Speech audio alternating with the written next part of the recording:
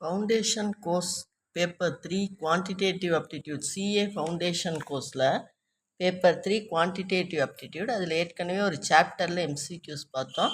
இப்போ second chapter proportion, அதில் உள்ள MCQ. First question, the fourth proportional to 4, 6, 8 is என்னன்னு கேட்டிருக்கு.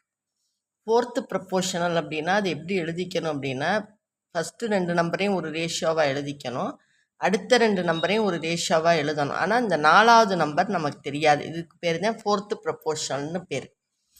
இஸ் ஈக்குவல்ட்டுன்னு எழுதிக்கணும். இதில் எப்படின்னா, இந்த கடைசி ப்ராடக்ட் ஆஃப் எக்ஸ்ட்ரீம்ஸ் வந்து ப்ராடக்ட் ஆஃப் மீன்ஸுக்கு ஈக்குவல். ப்ராடக்ட் ஆஃப் எக்ஸ்ட்ரீம்ஸ் கடைசி ஓரத்தில் இருக்கதையும் பெருக்குனா நடுவில் இருக்கிறத பெருக்கிறதுக்கு சமம். ப்ராடக்ட் ஆஃப் எக்ஸ்ட்ரீம்ஸ் வந்து ப்ராடக்ட் ஆஃப் மீன்ஸுக்கு ஈக்குவல்.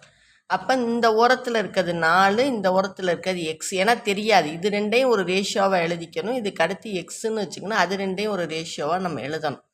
அப்போ 4 into X is equal to 6 into 8. மீன்ஸ்னால் நடுவில் உள்ளது, நடுவில் உள்ள ரெண்டையும் பெருக்குனா ஓரத்தில் உள்ள ரெண்டையும் பெருக்கிறதுக்கு சமம்.